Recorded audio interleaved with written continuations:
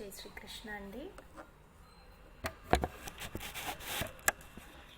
ఈరోజు భగవద్గీత 7వ అధ్యాయం మహత్యం చెప్పుకుందాము. ప్రతి అధ్యాయం అయిపోయాక దాని మహత్వం చెప్పుకుంటున్నాం కదండి. ఆ క్రమంలో ఈరోజు భగవద్గీత 7వ అధ్యాయ మహత్యం చెప్పుకుందాము. పార్వతి, నీకిప్పుడు సప్తమాధ్యాయం యొక్క మహత్వమును వివరిస్తాను, విను. ఇది వింటే చెవులకు ఆనందదాయకంగా ఉంటుంది.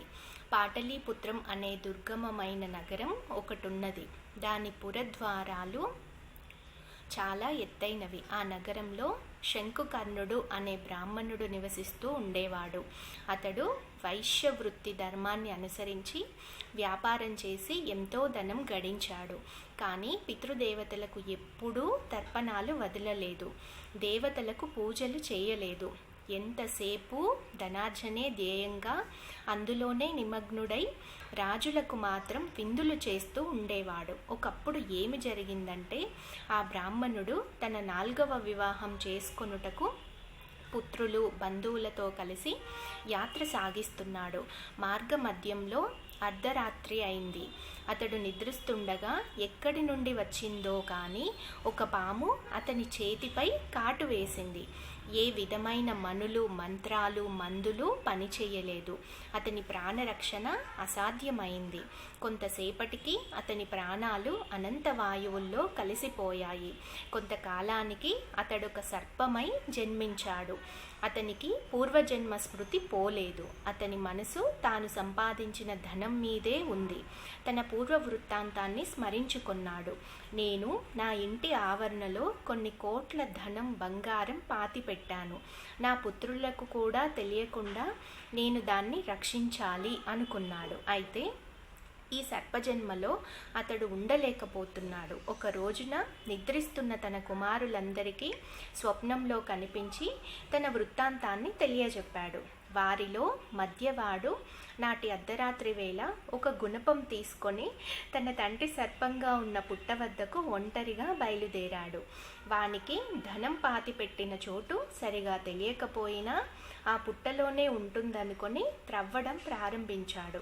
అందులో నుండి ఒక భయంకర సర్పం బుసలు కొట్టుచూ బయటకు కనిపించి, ఓరి మూర్ఖుడా, ఎవడురా నీవు? ఎందుకు వచ్చావు?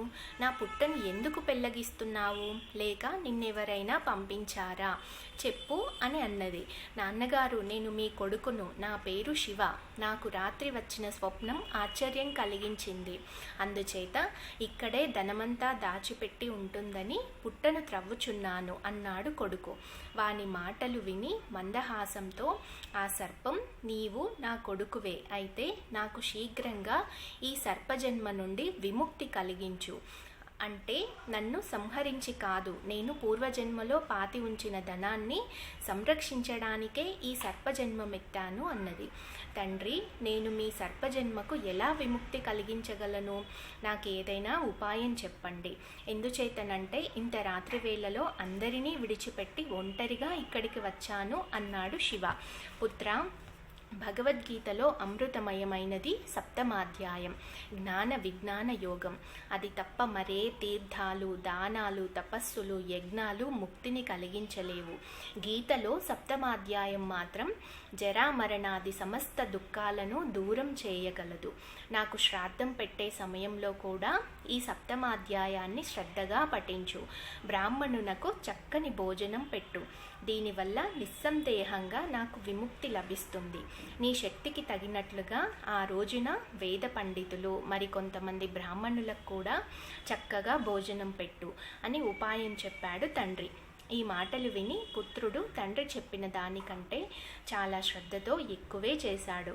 అప్పుడు శంఖకర్ణుడు తన సర్ప శరీరాన్ని విడిచి దివ్య శరీరాన్ని ధరించి ధనాన్నంతటినీ పుత్రులందరికీ అప్పగించాడు. అయితే కోట్ల కొలది విలువైన ధనాన్ని చూసి సదాచారులైన పుత్రులు మిక్కిలి ప్రసన్నులయ్యారు. ధర్మబుద్ధితో దిగుడు బావులు, నూతులు, చెరువులు త్రవ్వించి దేవాలయాలు, అన్నసత్రాలు నిర్మించి ఆ ధనాన్ని సద్వినియోగం చేశారు. తర్వాత వారంతా కూడా విడవకుండా శ్రీమద్ భగవద్గీతలోని సప్తమాధ్యాయాన్ని పఠిస్తూ ఉండేవారు. కొంతకాలానికి వారు కూడా మోక్షం పొందారు. పార్వతి, విన్నంత మాత్రానికే సమస్త పాపాలను సంపూర్ణంగా నశింపజేసే భగవద్గీత సప్తమాధ్యాయం యొక్క మహత్యాన్ని సంపూర్ణంగా నీకు వినిపించాను అని తెలియజేశాడు పరమశివుడు. ఇదే విధంగా వైకుంఠంలో మహావిష్ణువు కూడా లక్ష్మీదేవికి తెలియజేస్తారండి. ఇది భగవద్గీత 7వ అధ్యాయ మహత్యము. దీనిని విష్ణుమూర్తి లక్ష్మీదేవికిని, పరమశివుడు పార్వతీదేవికిని వివరించారు. జై జవాన్, జై కిసాన్, జై శ్రీరామ్. కృష్ణార్పణం. స్వస్తి.